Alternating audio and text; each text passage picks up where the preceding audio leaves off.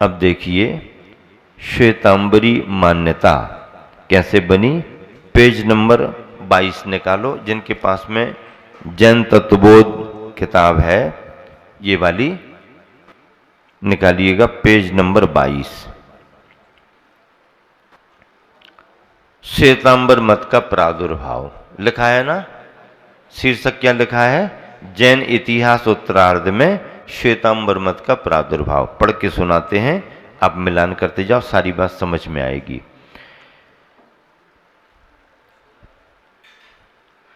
श्वेतांबर मत यानी पंथ के उद्भव का सबसे बड़ा कारण मगध में पड़ने वाला 12 वर्षीय महादुर्भिक्ष था।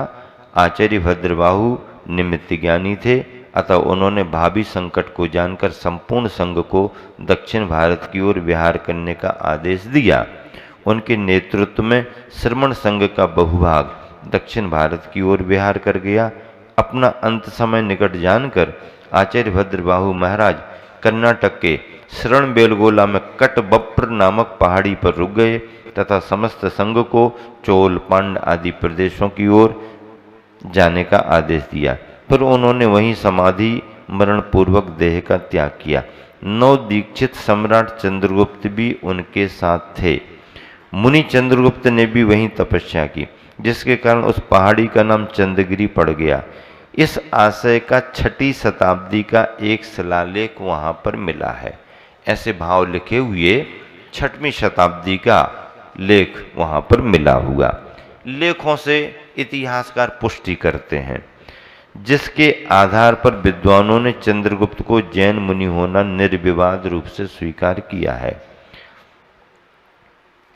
इधर आचार्य स्थूलभद्र जो उत्तर भारत में आचार्य महाराज अन्य मुनियों के साथ रुक गए, तो आचार्य स्थूलभद्र यानी शांति आचार्य के नेतृत्व में मुनियों का एक संघ उत्तर भारत में ही रुक गया था।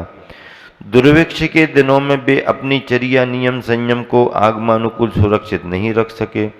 परिणामतः वस्त्र पात्र आवरण, वस्त्र पात्र आवरण दंड, वस्त्र तो पहनने वाले, पात्र जो भी वो लेकर के भोजन आदि गोचरी को निकलते हैं, आवरण आवरण भी अन्य वस्त्रों के रूप में जो उनके और उपयोग होते हैं वो, और दंड जो लाठी वगैरह लेकर के चलते हैं आदि भी उनसे जुड़ गए।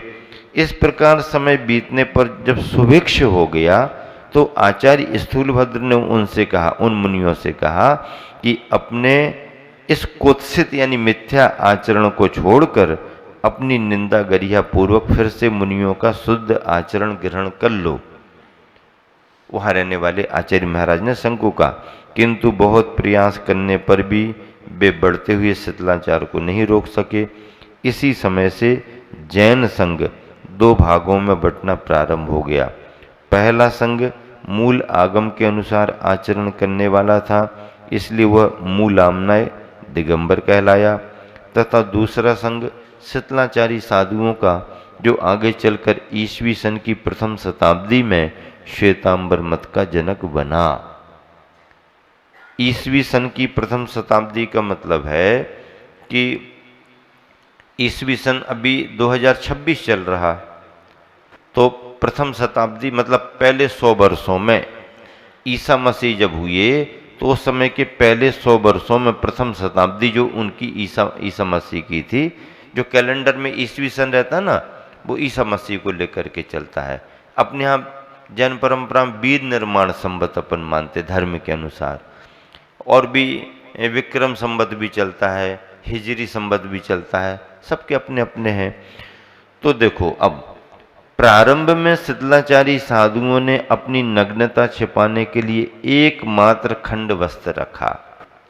कैसे कैसे बात चली, दिगंबर मुनियों के सामने जब समस्या आई, आहार विहार में बाधाएं होने लगीं, उनकी चर्या में शिथिल आने लगा, तो फिर नग्नता छिपाने के लिए एकमात्र खंड वस्त्र रखा, जिसे वे अपनी कलाई पर लटका लेते थे, पहनते नहीं थे। हाँ, बाहर जाते समय केवल ऐसे हाथ पर सामने लगा करके निकल जाएंगे और वापस आ जाएंगे, ये स्थिति बनी। इसलिए वे अर्धफालक कहलाए। अर्धफालक मथुरा के कंकाली टीला से प्राप्त एक शिलापट्ट यानी आयाक पट्ट पर एक ऐसे ही साधु का चित्र अंकित है, जो अपने हाथ पर वस्त्र लटकाई हुई है, उसका शेष शरीर नग्न है। आगे चलकर उस वस्त्र को धागे द्वारा कटी में बांधा जाने लगा। अब कमर में बांधने के फिर लंगोट का प्रयोग होने लगा। धीरे धीरे संपूर्ण वस्त्र का प्रयोग होने लगा। वस्त्रों के साथ साथ पात्र आदि 14 उपकरणों का भी विधान हो गया। वस्त्र तो ठीक ही है, अब उसके साथ 14 उपकरण और आ जाएंगे। वस्त्रधारी साधु श्वेतांबर तथा मूल आगम के अनुसार चर्या करने वाले निर्वस्त्र साधु दिगंबर कहलाए। श्वेतांबराचार्य हरिभद्र शूरी। अब इस परंपरा को लेकर के श्वेतांबरों के आचार्य एक बहुत प्रसिद्ध हुए हरिभद्र शूरी।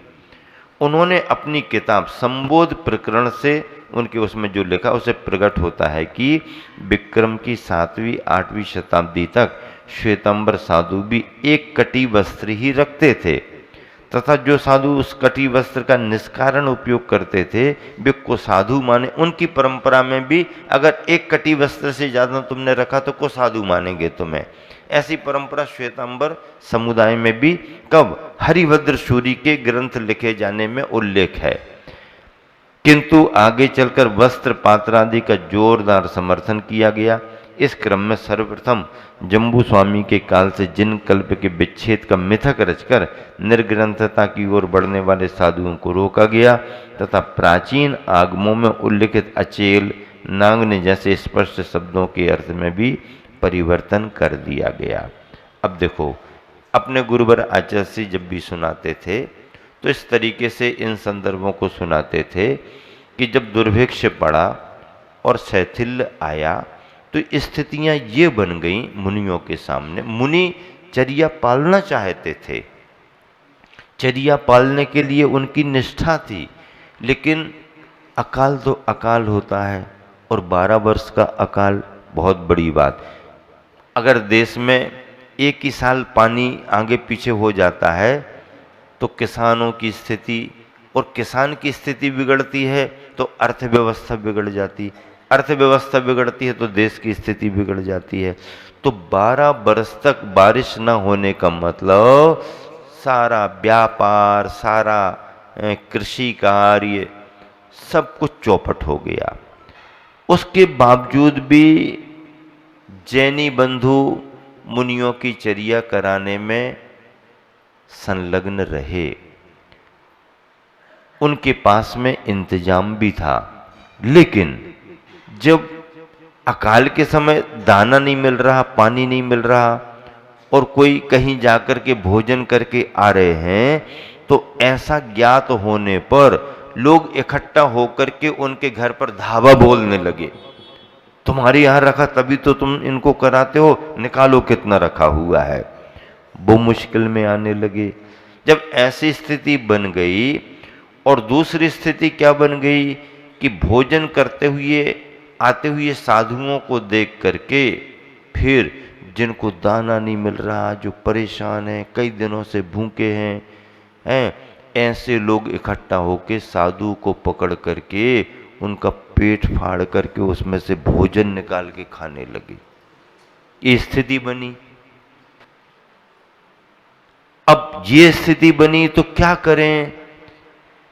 तुम्हारे आने से हमारे घर पर धावा बोला जाता है और तुम आहार करके जाते हो तो तुम्हारे ऊपर आपत्ति आती है। निवेदन ये किया कि महाराज जी ऐसा करो कि भले आप दिन में ही खाते हो, भोजन आहार दिन में ही करते हो, लेकिन दिन में मत आओ, रात में आकर के चुपचाप ले जाओ और जहां रहो वहां दिन में खा लेना। समस्या है ये, उसका समाधान। समस्या तो थी, बहुत बड़ी समस्या थी। अब समाधान क्या निकाला? अगर तुम दिन में आओगे, लोगों की नजरों में आओगे, हम आहार कराएंगे, हमें भी परेशानी, तुम्हें भी परेशानी। परेशानी से बचने का उपाय क्या? आपका नियम जो दिन में भोजन करने का वो ही करना, लेकिन हमारे घर पर अब आपका नहीं हो पाएगा। आप हमारे घर से ले जाएं, लेकिन दिन में ले जाएंगे तो भी समस्या। तो रात में अंधेरे में आए और आप ले जाएं, और जहां रहें वहां दिन में आप भोजन कर लें। मतलब मुनि की चर्या बाधित हो गई। जो श्रावक देता था वो खत्म, अब रखा है तुम्हारे पास, आप ही उठा करके कर लो। ये स्थिति बनी। अब जब रात में आहार लेने को जाने लगे तो किसी के चौके में तो हम अंजुली अंजुली करके पूरा पेट भर लेंगे, लेकिन जब लेकर के आना है तो अंजुली में थोड़ी पूरा लेके आएंगे, वहां तो कोई डब्बा चाहिए, कोई टिफिन चाहिए। तो पात्र आ गया, पात्र में रख करके लाएंगे। पात्र जुड़ गया, पात्र में आने लगा। अब जब रात में जाने लगे तो अंधेरा होने के कारण कुत्ते वगैरह भी डरने लगे, भौंकने लगे, पीछे लगने लगे। उनसे बचाव करना जरूरी है। तो लाठी साथ में जुड़ गई। अब लाठी जुड़ गई, पात्र जुड़ गया। घरों में जाके जब अचानक मांगने लगे, पहुंचने लगे, तो ग्राम्य जीवन रहता था, तो छोटे बच्चों को या किसी को अपरिचित को ख्याल रहता नहीं था, कोई कभी आ रहे, कोई कभी आ रहे, तो बच्चे वगैरह डरने लगे, एकदम अचानक कौन आ गए, क्या है, पता ही नहीं है। तो अब फिर क्या, महाराज जी आप दिगंबर रहते हो तो दिगंबर रहना जहां रहते हो, लेकिन अगर यहां तक आते हो तो इन सबको समझ में नहीं आता, कोई डर जाता है, तो आप थोड़ा कपड़ा पहन करके आ जाएं। तो वो कटी वस्त्र से अर्ध पालक हाथ पर डाल करके फिर कटी में लगा के यहां से वो शुरू हुआ। मतलब कपड़ा क्यों जुड़ा, रात्रि में विचरण किया। रात्रि में विचरण करने में अपरिचित आदमी रास्ते चलते डर जाए, कुछ हो जाए, घर में किसी को ख्याल आए नहीं आए, तो महाराज जी वस्त्र पहन करके आओ, भले बाद में जाकर के आप जैसे रहते हो वैसे रहो। स्थिति बनी। उस समय मजबूरी में उनने वो भी स्वीकार किया। अब स्वीकार करते करते क्या स्थिति बन गई, पात्र आ गया, दंड आ गया, वस्त्र आ गया, तीन जुड़ गए। इसके साथ अब जब लेकर के आ रहे हैं और मुश्किल से मिल रहा है, तो अंतराय अंतराय की तो अब बात ही नहीं करो। अंतराय कैसे करेंगे, आज अंतराय कर दिया, कल मिला नहीं मिला, अंतराय खत्म हो गए, अपने हाथ से लेना शुरू हो गया। तो ये स्थितियां धीरे धीरे धीरे धीरे बनती गईं।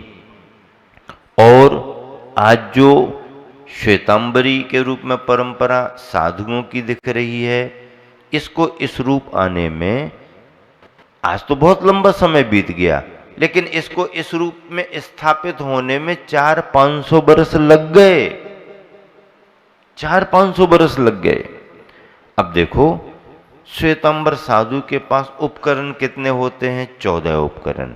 किताब में लिखा है, मिलान कर लें, नीचे लिखा है श्वेतांबर साधु के पास 14 उपकरण।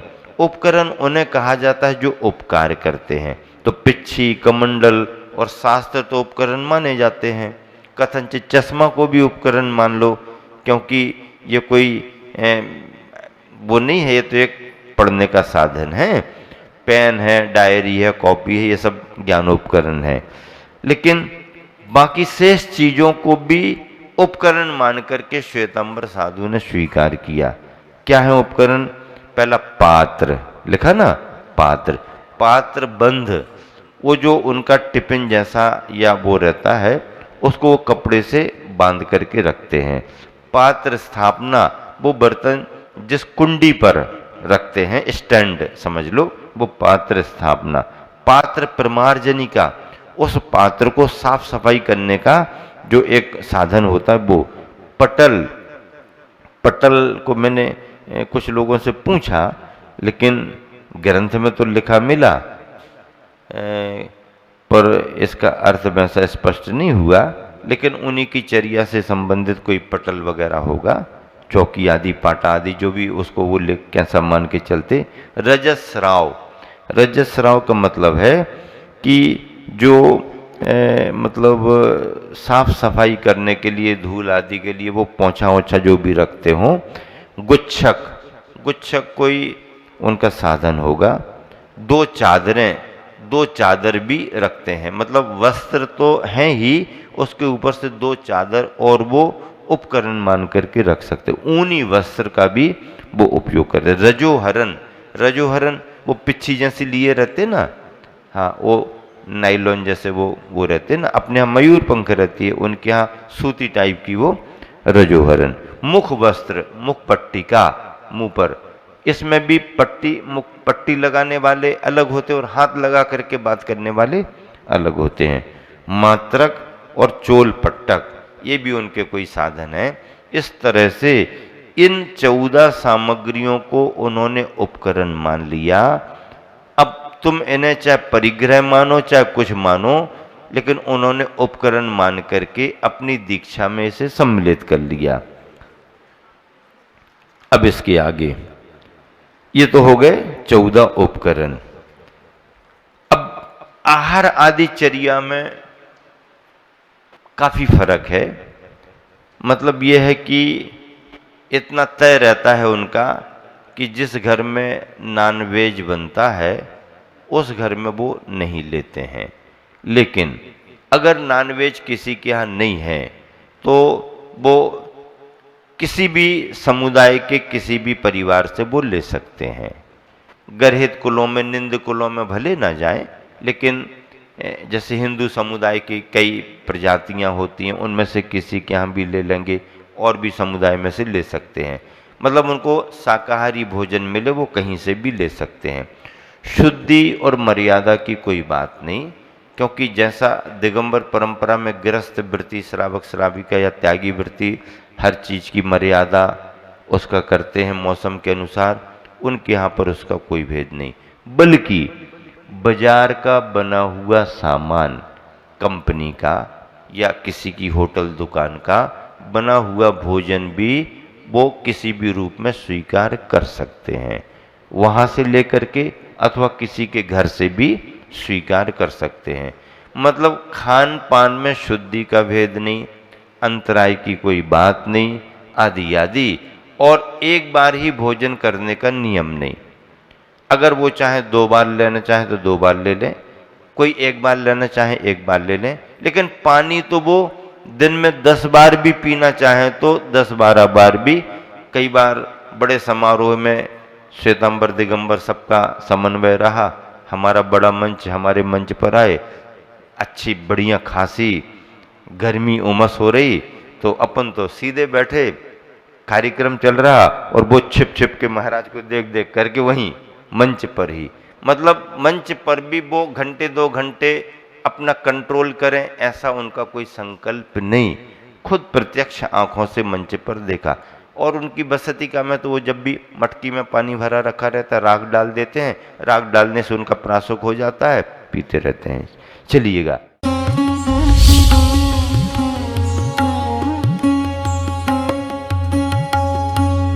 राष्ट्रीय राजधानी